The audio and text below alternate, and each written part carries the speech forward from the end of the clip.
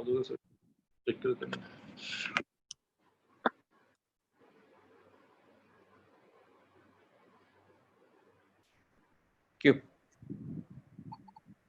Good evening. We're live on YouTube. I'm Faye D'Souza. Thank you for joining us. Unfortunately, we're having to have a second conversation about deaths of migrants on board the Indian Railways. To give you an example, to give you an idea of what we're talking about, 9 passengers have died on the Shramik train since Monday. This is according to NDTV. One body was found 4 days later because it was decomposing inside the train toilet and no one discovered it. It also goes to show you how often the train toilets are really cleaned. The body of a migrant worker was found at the Jhansi railway station yard 4 days after the worker left in a train from Jhansi to go to Gorakhpur. The body was in the toilet before it was found 4 days later. Also, a 4.5-year-old boy of Bihar-based migrants in Delhi died at a railway station in Delhi on arrival on the Shramik train. The father was desperately looking for milk he believed would save his child, but he wasn't able to find the milk on time. Now, here are the disappointing things to have come from the government since then. Piyush Goyal, the Minister of Railways, has made a statement appealing that people suffering from ailments, pregnant women, those above the age of 65 and those below the age of 10 years old, not take the Shramik trains unless absolutely necessary. Now, here's the thing that Mr. Goyal would do well to remember, that this is not a joyride. People are being evacuated. To ask that the migrants who are currently going back to their village to avoid poverty and starvation leave their elderly, pregnant women and children behind because they're not safe on the Indian Railways is an absolutely ridiculous thing. I mean, consider what he's asking. A statement from the Indian Railways has read that it has been observed that some people who are availing of this service have pre-existing medical conditions, which aggravates the risk they face during the COVID pandemic. Very few unfortunate deaths related to pre-existing medical conditions while traveling have happened. So it would be useful if the Indian Railways at this point took the time to explain to us how starvation and thirst and exhaustion are pre-existing ailments as far as the Indian Railways is concerned. Dilip Ghosh of the BJP has said unfortunate incidents have taken place, but you can't just blame the railways for it. They're doing the best they can. Of course, this comes at the backdrop of the Supreme Court having taken suo motu cognizance of the migrant matter and directed state governments not to charge travelers any money for either trains or buses. It also instructed the Indian Railways to provide food, water, and medical assistance to those traveling at this point. But people continue to die. I've reconvened the panel of speakers who had the conversation on the railways 2 days ago, and we're just going to revisit that conversation. Joining me right now, Ms. Neerja Chowdhury, who's a senior journalist. Yogesh Pawar is a journalist as well. Chandan Kumar is an activist who focuses on labor laws. Sanjoy Ghosh is a labor law advocate, and Vishwas, Pathak of the BJP, joins us right now. Good evening to everyone. Ms. Neerja Chowdhury, I will, as always, come to you first. Very disappointing conditions. I'm particularly disappointed with the statement made by the Railways Minister, who's just said, don't travel if you are considered, if you're vulnerable in any way, given the fact that the Shramik trains are specifically designed for vulnerable people. I agree with you. I would have expected Mr. Piyush Goyal, who's a very proactive minister, who's running around getting things done, to have said no more of this will happen. We are putting remedial measures in place. I would have expected the Supreme Court not only to say that they'll travel free, urging the governments to provide food for them, to demand that how is this going to be done to be submitted to the court. I'm particularly disappointed with the Solicitor General's statement, highly regarded man. For him to say what is coming out on the social media is negativity.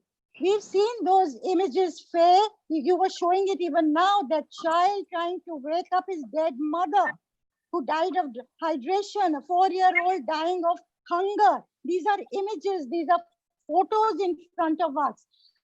Are we supposed to say, if we say these children should not die, is that what the SG is expecting us to say? Or to say, because we say it, it is negativity, and otherwise we should just keep quiet because that would be positivity that is now today expected of us? I mean, I cannot understand what is happening. Simple thing, Faye, 161-year organization of the Indian Railways, which ferries 23 million people every day, equivalent to the population of Australia, they say, every day. 1.5 million employees, supposed to be the most efficient in the world. They cannot handle a few hundred trains. They cannot make sure that a train has drinking water, water for toilets, and some food on board. Can they not get canteens, railway station canteens open at 3 or 4 stations en route? Is that so insurmountable? Even if the state governments are not cooperating and telling them how many people are supposed to travel, so what if you put out more trains? Just to make sure that every Indian reaches, every Indian child, woman, man reaches their destination without dying on the way. Surely we expect this from the Prime Minister of India, who's talked about it again and again, that no Indian should die. Please implement this. You know, when we look back on what is happening today, what is going to be remembered? It is going to be 2020 for virus. And it is also going to be 2020 for the way Indian migrant workers trudged home, losing their children on the way. How do you Absolutely. expect Indians not to react to this way? Yeah. And you know, Ms. Chowdhury, the thing is that while the migrants were walking on the highways, everyone felt that if the railways were to start trains, then they would be okay.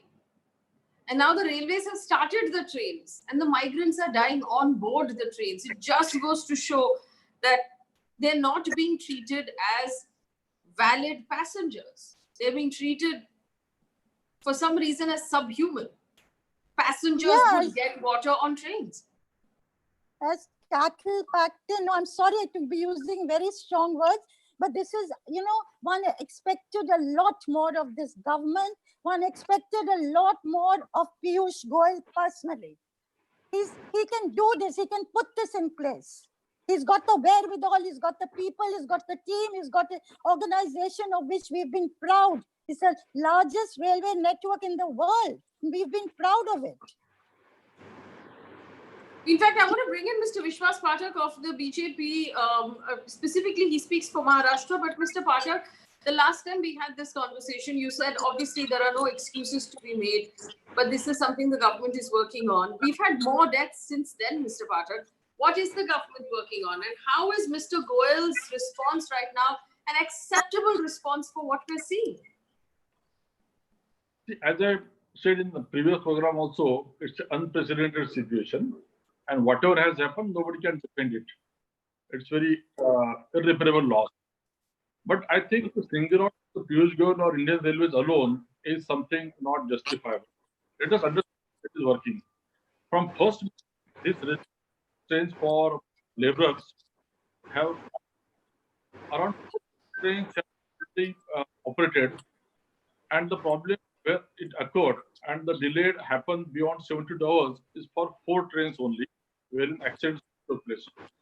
See, what was the understanding between the states and railways that state is dispatching the passenger, will provide food, shelter till the passengers are boarded train, and those the state which is receiving those passengers will take care of them beyond that. In between, during the travel, railway will be responsible for the understanding. And same has been ratified by Supreme Court also today. And it was in operation. What is that direction or entire destination was towards Uttar Pradesh and Bihar. And our railway system is not geared up to receive this kind of algorithm through this signaling system. And you know, for changing staff, railway staff, those who are trained only for specific routes, was also a problem. Therefore, trains got delayed. And because of delay, there was a disruption in supply chain, the water problem, and all that thing. But I think now things are becoming normal. Things are being taken. See here, state government, then security personnel, they are also equally responsible. Somewhere they also failed. I'm not saying that railway has not failed at all, but it was a responsibility between receiving state government, dispatching state government, and railways also. Mr. Pathak, I want to ask you this question. You did say that this is an unprecedented event that is taking place. I'm assuming you're referring to COVID and the attack of the virus on us. It has been unprecedented for the whole world, Mr. Pathak. All countries are dealing with this virus. Nobody prepared for it. Nobody expected it. Why is it that we are the only country with this sort of humanitarian crisis that's going side by side? World. But here is a peculiar situation that throughout entire situation is concentrated in Uttar Pradesh and Bihar. All trains are reaching in that direction. There was algorithm set for such special trains. Now, what happens if train stop is supposed to stop for 5 minutes on that halts? Many those who were not supposed to enter, they also entered. Then there was the lab security reason. Then people were to be identified. It took 2 hours, 3 hours on certain stations. And we have to go to Pradesh Bihar. I think this situation is not there all over the world. We are facing a peculiar situation here. Well, I'm going to open this up then for anyone who wants to respond to him. Mr. Chandan Kumar is an activist who works specifically in the area of labor and workers. Mr. Kumar, do you want to respond to this? It's an unprecedented situation to have these many trains head towards UP and Bihar, which resulted in the 9 deaths that we've seen so far. Thanks, Faye, for the opportunity once again. I think what all my fellow speakers spoke, but I just would like to begin with the one data. If you see the Ministry of Railway data, if all non-suburban trains run in the normal capacity, and as per the page number 24 of 2011-12 Indian government railway data, you can transport about 1.8 crore passengers per day on non-suburban trains.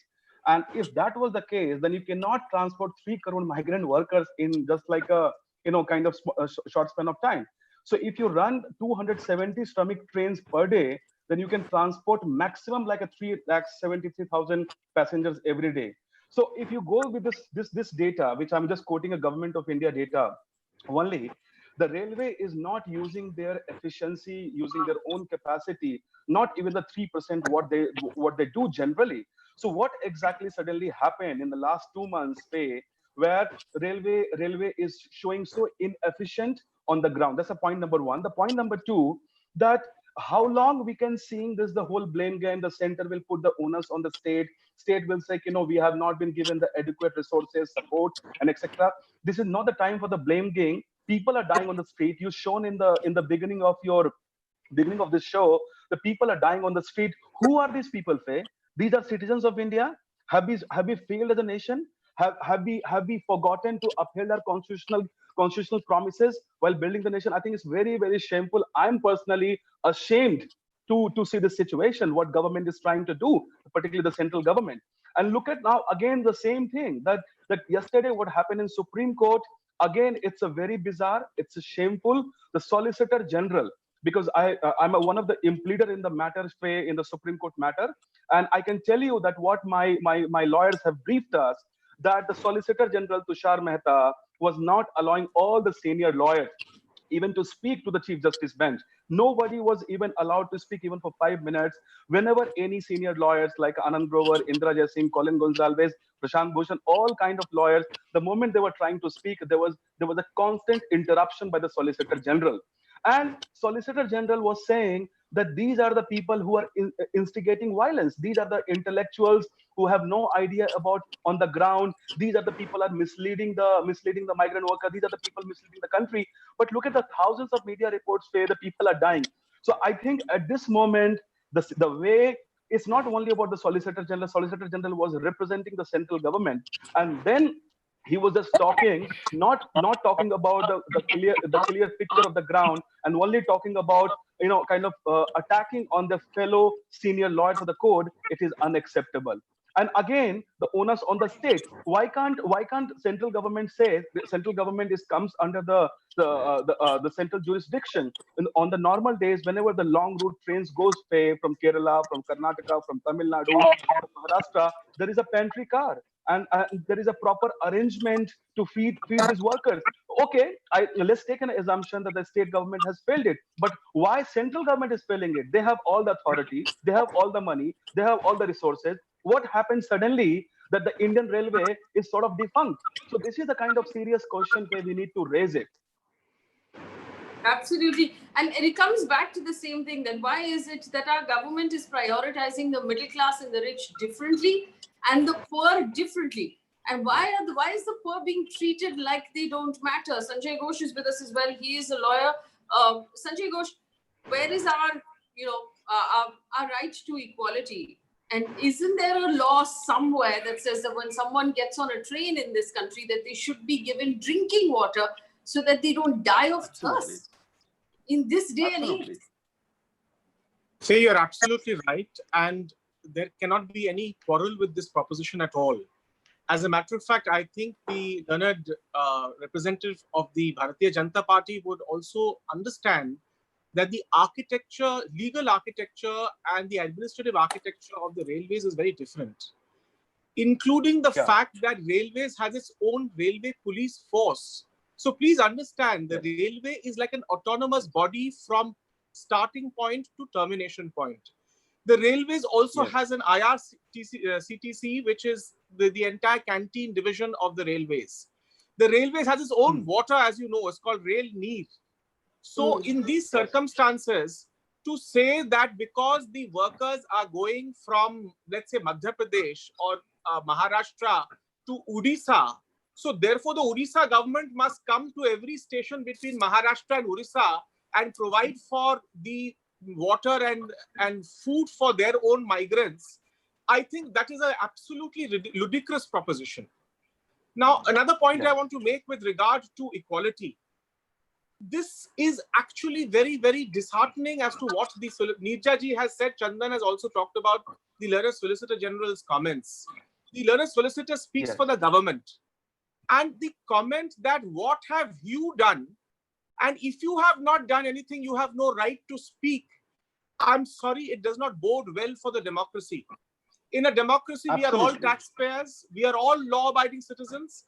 And democracy and our constitution gives each of us, whether that be an acclaimed journalist like Neerja ji or a small-time lawyer like me, to have the right to be outraged, to have the right to speak, to have the right to empathy, to to move the court and say, please ensure the fundamental rights of those people who can't come before you are respected and protected.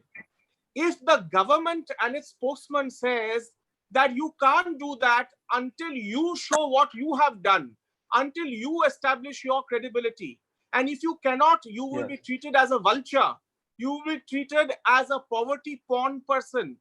This, unfortunately, is very, very, very, very depressing and distressing. So therefore, the point which we have to understand here is that we are, no one is doing any blame game. We as citizens must stand with our government. No one is saying that this crisis is not unprecedented. But the government must understand that people like Neerja ji as journalists, or you, Faye, or the lawyers who are bringing out these concerns are not enemies of this country. We are not enemies of this government either. And therefore, the government has to show empathy. Please see the social media tweets of the Minister for Women and Child. A woman has died, a child has become an orphan. Have you seen any empathy, any reach out by the minister? Have you seen any kind of reach out by the state government concerned? There is an absolute dearth of empathy over here. And because there is no empathy, if anyone shows empathy, that person is being equated as a vulture. It basically means don't show your empathy, keep your empathy to yourself, because if you show empathy, you're an anti-national. And this is Yes. actually taking this anti-nationalization to the hilt. Unfortunately, Yes. India is outraged and India cannot be kept shut anymore. And legally, thank God that there are high courts like the Patna High Court, which day before yesterday has taken suo motu cognizance of this poor lady dying. It has asked the government of Bihar and the central government Yeah. to give information as to whether the death was caused by starvation, whether the child has been taken care of, whether the cremation has been done, whether the postmortem has been done. And we need more intervention by these forums, these constitutional forums, when the executive takes this kind of stand that you Yes. have no right to show your empathy, you have no right to question, and you have no right to demand accountability from us. I want to take this back to Neerja Chowdhury before I bring in Yogesh Pawar. Neerja ji, this idea of this is unprecedented, and so things are going to happen. Collateral damage, the idea that the poor can be collateral damage. I want to remind our audience, this is also a government at this point that is rewriting rules and laws. This is also a government that is promptly arresting young people in Delhi because of their protests against CAA and sending them to Tihar at a time when Tihar is at a risk for COVID. So it is not a government that has perhaps fallen apart because it is overwhelmed by the virus or overwhelmed by the battle against the virus. Also, we all know that inside a train station, on the platforms, in the train station, in the train itself, it is purely the territory of the Indian Railways. Neither the state government nor the city government is allowed to intervene in any way. So is this right now all smoke screens to make us to distract or confuse people as to who's responsible for these deaths? I think, Faye, I've always maintained, yes, it's a very difficult situation. And one should not be too harsh for that reason, because it is unprecedented. We've never been through it. All that is there. And it is also a big dilemma for the government, which has been vacillating between saving lives and providing livelihood. How much you open? If you open, spiking of the cases, do you have the wherewithal in the public health system and infrastructure to deal with the crisis that's going to come, the large number that are going to get infected? So one understands those dilemmas. Even though I feel a lot more could have been done in getting your medical and hospital infrastructure right, but that is a separate thing. But to handle, but this is a party with somebody like Amit Shah. Somebody you can disagree with his politics, but as an organization man who set up BJP as the largest organization in the world today, his organizing abilities, surely, better could have been done vis-a-vis this. And we are only talking about trains. Trains are no, I would say one more word, the RSS. I find the RSS is missing, and sadly so, because RSS has always been there whenever there's a natural disaster. It's the first to reach there. It's the first to reach relief to people. Where are they today? Where is their capability, their caliber, their experience? We are not seeing it today. And I would say, I don't know why things are going wrong. Maybe they feel put pass the blame onto the states feel pass the blame onto the center. Otherwise, we will be facing the flag. Maybe that game is going on. But I wish today to prevent any more children dying on these trains where people are headed, Mr. Piyush Goyal, please set up a committee of your best people who will be able to coordinate. It's not so difficult at all. Coordinate with the state, make the arrangements, provide the food, provide the water. It's not so difficult at all or insurmountable. Please do it for the people of India. I would say for the children of India. Please do it before it's too late. Absolutely. Yogesh Pawar joins us as well. Yogesh, here's the question. If the government and the government has filled aircrafts with people from other parts of the world who needed to be flown back into India, would there have been a possibility that that aircraft had no functioning air conditioning or fans or water or food or milk or health assistance at all on board? Would that have happened? Why is it happening then to the poor? because we have different sets of standards, and that's charge that in the beginning had been made of a suit boot ki sarkar seems to stick somewhere. There is also this thing of when Neerja ji, I cut my teeth in journalism at a time when she was already an established name. She said that this is an unprecedented thing, but let me tell you, every single large crisis in the history of India, 70 saal ke itihas mein, to borrow the BJP's words, in the 70 saal, we have had unprecedented crises, like all kinds of things, like the Chinese attack, the Pakistani invasion, Bangladesh happening. We have had disasters like the Latur earthquake. We've had major things happening here. It's not like the tsunami, for example. But the thing is, I don't see this kind of complete policy paralysis ever gripping any government. This government is simply, when it has bursts of ad hocism, or otherwise it lapses back into policy paralysis. Now what it does is, it quickly, when it wants to, when you call it out for its failings, then it wants to immediately point fingers at other people and say, but what did you do, what did you do? And that is exactly what we saw in the court also. In a way, it harks back to the point of na khud kuch karunga na dusron ko karne dunga. So it like goes back to the first 2014 line that the Prime Minister came asking votes for. So I mean, it is extremely sad that people have to really, every single person that I've met, when I went on the National Highway 4 from here till Kasara, and I met those people, the way they broke down, the way they spoke of the harrowing time that they've had when they've walked. Can you imagine walking all the way from Panvel till Kasara, and then trying to get onwards till Bhind and Morena, the family that I spoke to? Can you imagine what it must feel to carry all your belongings and your children and walk through the sun like that? Where are these, and where are their rulers? Where is this? Where is the idea of India that has a place for these people?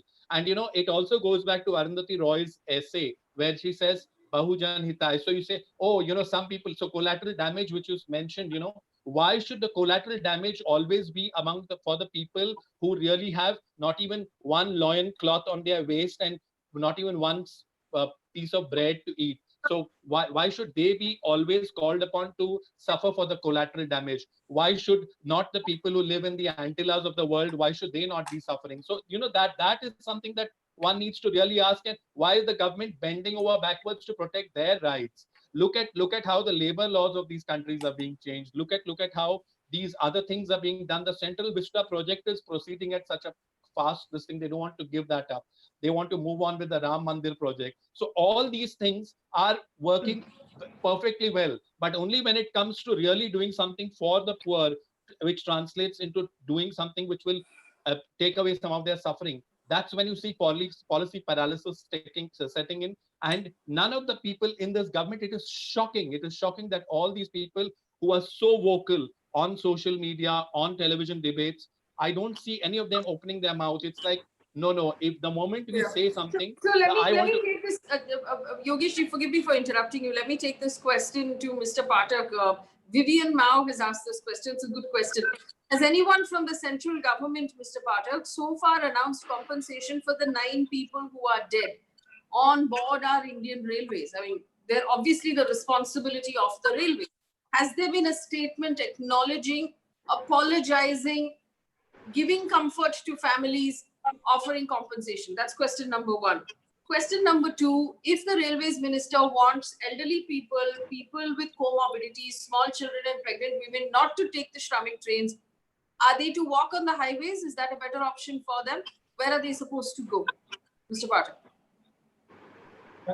Compensation concern, compensation will be given, and it is always in normal course. Whenever accident happens or whenever such kind of... This is not an accident. This was murder by the Indian Railways. This is not an accident at all. What collision are we talking about? That's unfair. I strongly object to you. It is a murder by railways. You need to understand the whole ecosystem. What was the formula arrived? What was the role of dispatching state? What was the role of state? What was the role of railways?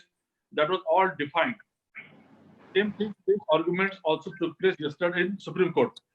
I am surprised the arguments which took place inside the court are being discussed here. Assuming that Advocate General was talking something not acceptable to opposition party, but court is a independent body. Court is the independent judiciary.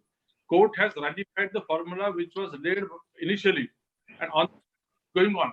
I think Railway has done fantastic job. 4,000 trains are running those 4 trains, which took 72 hours. I think without going and understanding, one can Indian government has murdered and all that. Now, one more thing to Ms. Chowdhury, I will tell you. Probably you are not following social media and TV and all that thing. RSS people are seen all across. They are doing their duty, and they will always be there for such kind of calamities. Somebody said that calamity, and compare with this Latur earthquake and Pawar. Again, I am telling this is really unprecedented. Yeah, one has to do social distancing.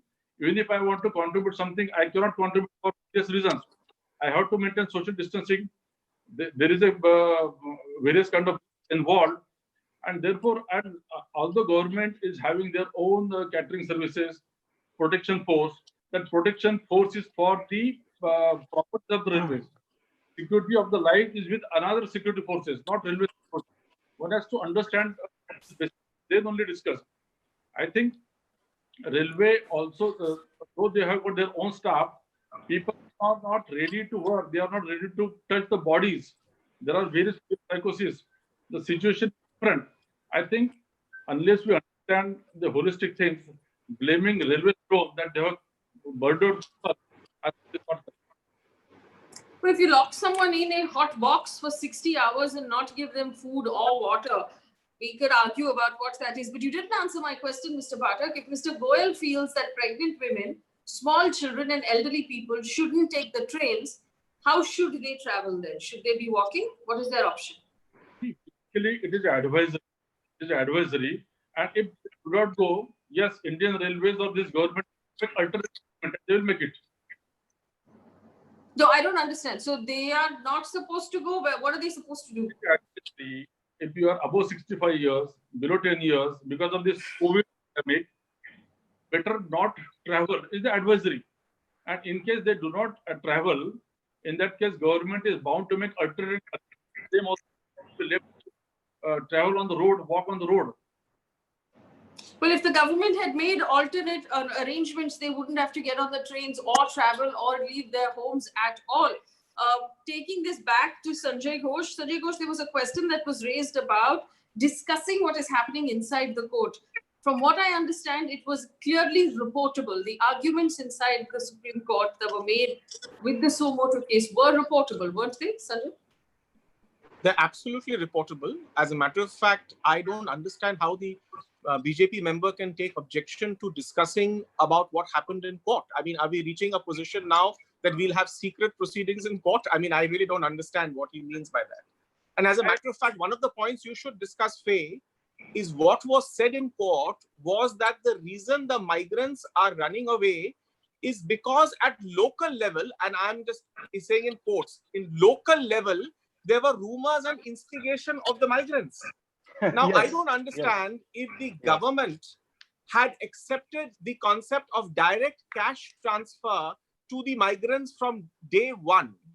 If the government had ensured that these migrants are not thrown out by their landlords by passing an ordinance like in Germany, preventing the tenants from being removed from tenements for a period of a year, or let's say 6 months.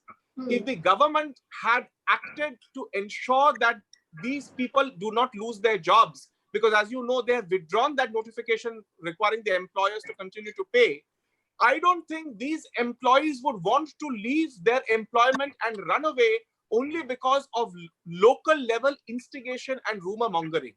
So therefore, yes, proceedings, to answer your question, proceedings in court are public. The court has not restrained the media from reporting or any of the lawyers who are participating from discussing it. In fact, there are legal websites like Live Law and Bar in the Bench, which have given a minute-by-minute tweet of the proceedings, which are all in the public domain. So therefore, what we are saying is absolutely known by everyone. Yes, I want to bring in Ms. Chowdhury here. Ms. Chowdhury, and I'm going to circle back to this unprecedented crisis that we're talking about. We are now in day 65 of the lockdown. And if we had assumed in week 1, 2, 3, or 4 that it was too soon for the government to have actually understood the full fallout of the lockdown or understood the pain that it was causing, in week 5 or 6, could we have expected a more studied announcement? I mean, we now understand that even the massive announcements made by the finance minister has not really translated to anything on the ground because the banks are not passing it on. So doesn't 65 days discount the fact that this was unprecedented? Well, you know, it is unprecedented because of the magnitude of the problem. We don't know the nature of it. We don't know where we are headed, how many people are finally going to get affected, how many will be critical. What are the, you know, how do we, given a weak public health system, how is the system going to cope? How do we put remedial things in place? All those are areas, unknown areas, how to get your industry going, etc., etc. So yes, you can make allowances for that. But once you have decided on a policy, first you said everybody, it would be a tight lockdown, nobody was allowed to come out, the migrants hit the road and they walked miles and miles and miles. Today you decided as a policy you will put out the trains. My simple short point is, if you put out the trains, make them functional, at least as you were saying, water and food, nothing more. Yes. Nothing more. Yes. Make Can sure they at go the to the other right end, destinations? Can they go to that it the reaches right the destinations? destination. And at the destination, you coordinate with the state governments that they are taken to their villages by system of transport that gets put into place, or in the interim, if they are quarantined, then that system is put into place. And you're right, over 60 days, you should have been able to convert, whether it's Anganwadi centers, whether it's schools, buildings, you take over. All that should have now been put into place. So this thing I do not understand, why a simple thing like running a train to its Yeah. destination and providing Yeah. food and water on board is proving to be so difficult. Yeah. Faye, as a matter of fact, if I may say, talking about the empathy of the rail minister, just before the hearing, the IRCTC or whatever put out a tweet talking about the lovely food which was being served to all the migrants. So as a matter of fact, the point which was being made is that, look at these ungrateful people. Here we are giving such a lavish menu for them to eat, and they are making such a big do about it. No, and I Yes. want to come in here. Faye, I want to Yes, tell go you ahead. that tomorrow, if there is an election, then we will see that within a matter of like a week, then you will immediately see that the government machinery really kicks into action. Schools are taken over, places are taken over for the entire election to happen, because then they will actually manage to, whenever there's an election, if the voting booth is very far off, who organizes transport for them to go to those voting booths? Then these very politicians organize that transport. Then they do that, because it is not hunger, but votes will move them. So I'm saying that there is the wherewithal. It is just policy paralysis and apathy, complete apathy. There is, like when the BJP spokesperson actually took umbrage to the fact that I was trying to bring in a parallel between Latur earthquake, I brought that up simply because there is a template available, sir, whether the tsunami or this. Tata Institute of Social Sciences was brought in, social welfare specialization there, and they basically there, those social welfare administration experts could come in, they could tell you what to do. If you don't know, your government doesn't know how to run things, then they can at least go to experts and get them to speak to you and tell you what to do. But that is also not being done. In your arrogance, you will resort to only going on saying that my way or the highway, and the migrants are forced to take that. That's why they are on the highway. So I Faye, just can I want say to point something? out, Faye, can I just want to point out that the minister has been tweeting now extensively in the last 1 hour. He's also speaking to a couple of television channels. One of the tweets that he's put out is special features of Shramik movement protocols, health and screening protocols, meals, breakfast, lunch, dinner served en route stations and not on board. State governments provide food and water. Indian Railways divisions to arrange for meals and water. 85 lakh meals, 1.5 crore water bottles have been supplied free of cost. Railway division mobilized bakeries at various stations to prepare snacks and food. So if this was possible, why has it not been done now? I'm glad that it's being done now, but we have to ask a very basic question. And I want to go back to that first story that I brought up, that there was one body discovered in the toilet of the train 4 days after the bogie had been moved into the train parking and left there, which obviously means there isn't even a proper list being made of everyone who got on the train to make sure they got off the train. If there was a list, and if if you're properly quarantining people who reach their destination, then you should have a checklist of how many people got on, whether or not they've been sent into quarantine, whether or not they have symptoms. How is it possible that a passenger died in the train toilet and nobody noticed for 4 days, which means that you're not even tracking the movement of these passengers as they get on and off the train? How are you telling us that you're managing with empathy to do all of this work? There's something seriously wrong. And again, this is not rocket science. The Indian Railways does this on a normal day's work. They keep track of everyone who gets on and gets off. That's the job. Chandan Kumar. Again, they will have sorry. a mandate for air travelers. They will have a mandate for air travelers. You have a list of passengers which is given when the ground staff, the flight takes off, the ground staff has to hand it to the pilot. When the pilot gets down there, they again hand it to the next ground staff. They do this for an aircraft, but they won't do it for a railway train. So you see how you will have different starts of you will have different standards for different kinds of people. Mr. Kumar, go ahead. Yes.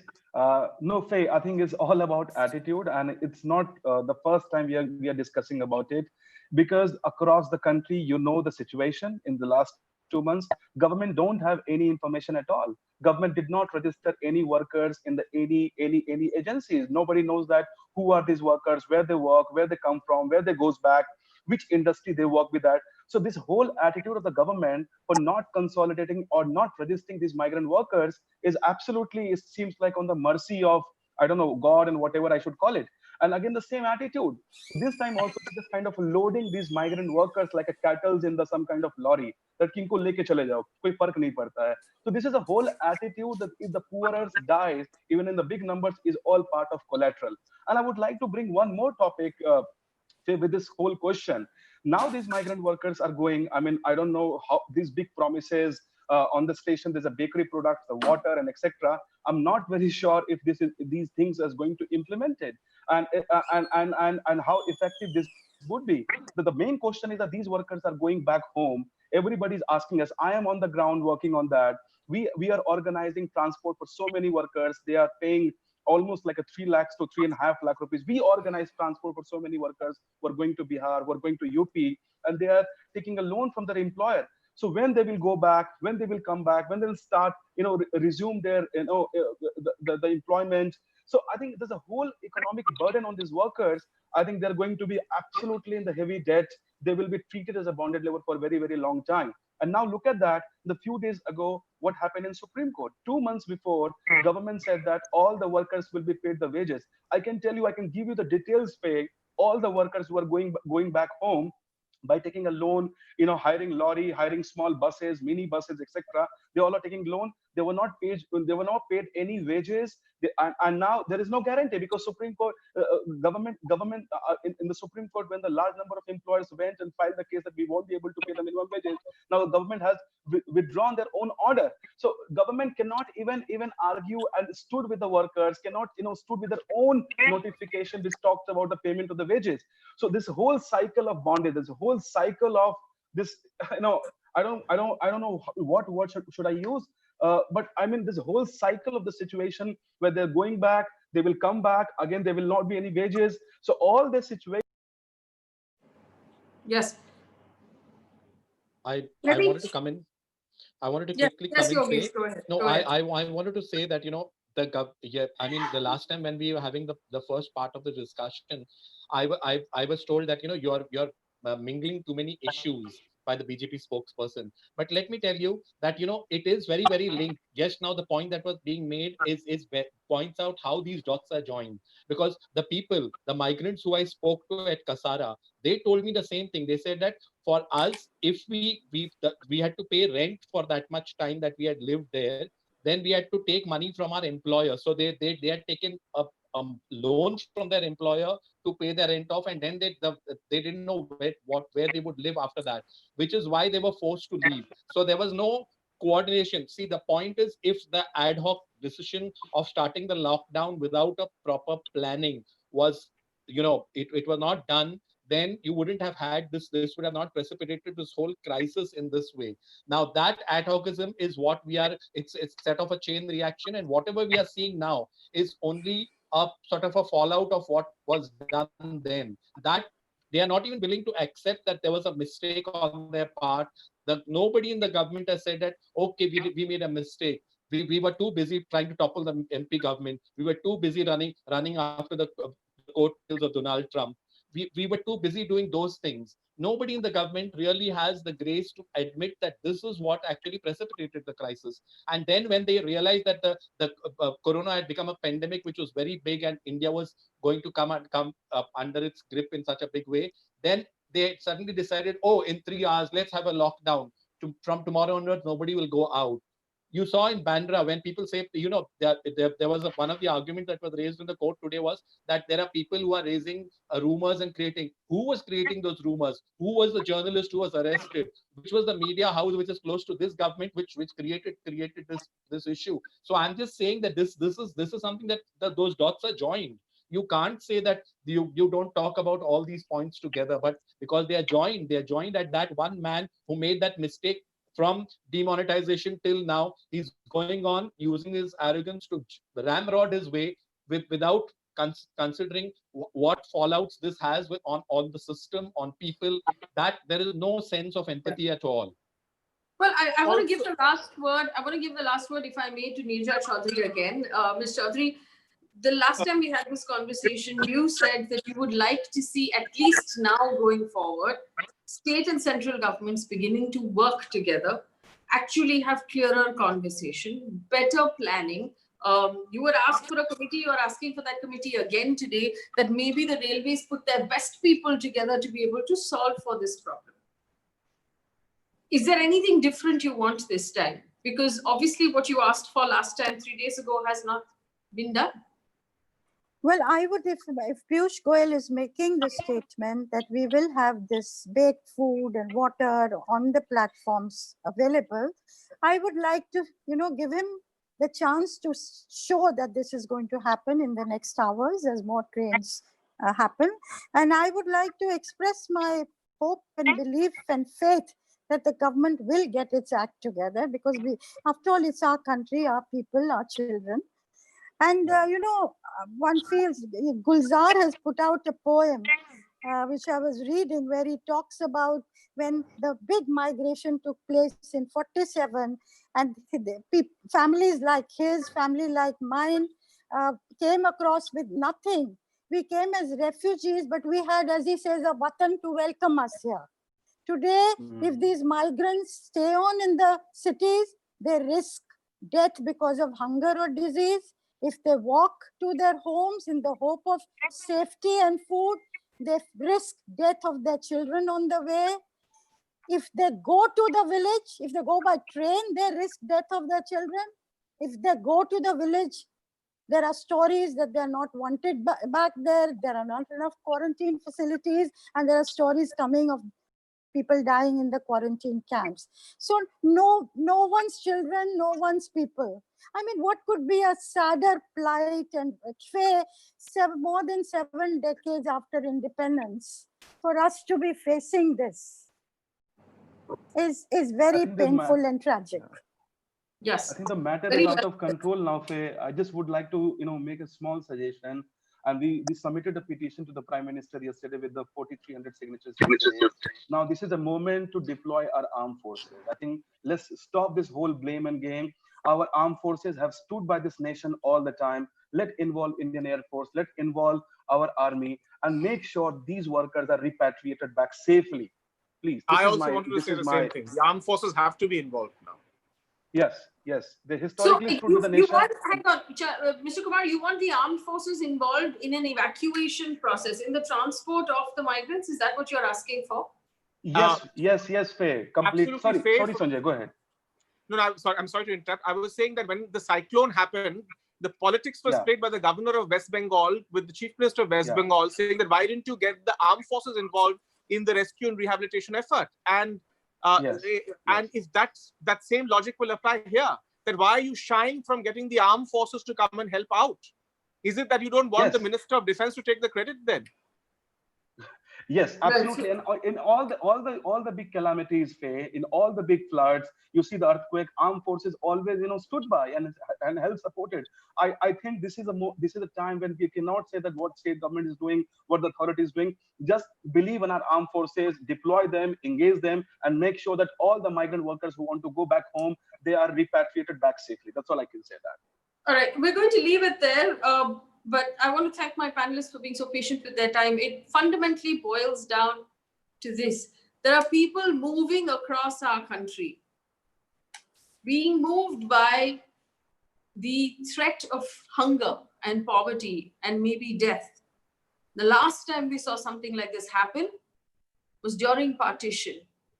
At that point, there was an effort to make sure that when these people reached their destination, they had homes, they had food, they had some sort of solace waiting for them at whatever level of organization was possible at that time. We have come a very, very long way since partition. Our ability to be organized, our ability to provide food, our ability to provide water, our ability to provide solace is far, far stronger. Civil society is pained by what we are seeing right now in terms of people dying in trains, people dying under trains, people dying at train stations for the lack of food, water, or milk. None of those things are in shortage in our country. We have food rotting in godowns. We do not have a shortage of water.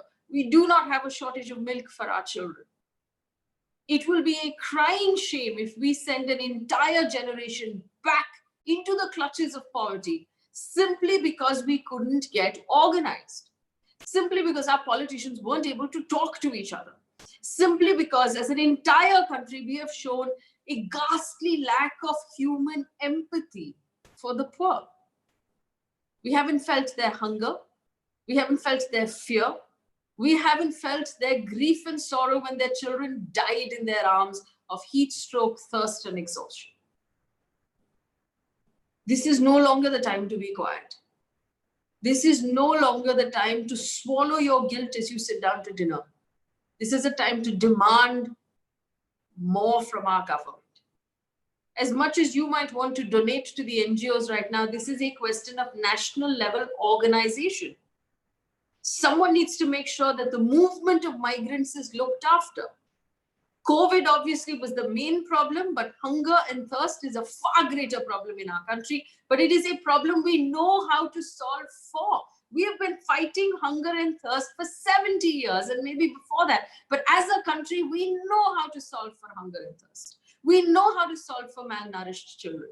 We know how to solve for women who are pregnant who need special care.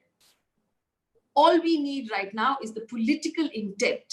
The political intent will come if you and I as voters demand it under no negotiation circumstances. Look after our poor, or we will not vote for you in the next election. We will write down the names of every dead child and hold it before our faces in the voting booth and make sure that we do not forget their faces. Because those are our children. Nobody else is going to be responsible for them. Death on our hands. And if we don't speak up now, that list of 9 people will grow longer and longer. How many others are already dead in ditches who've been written down as natural causes or road accidents or heart attacks or heat stroke? We don't know. Death that we drove them into. This is not who we are. This is not what Mahatma Gandhi taught us to be. Let's go back to what makes us Indian. Let's be better. Thanks for watching.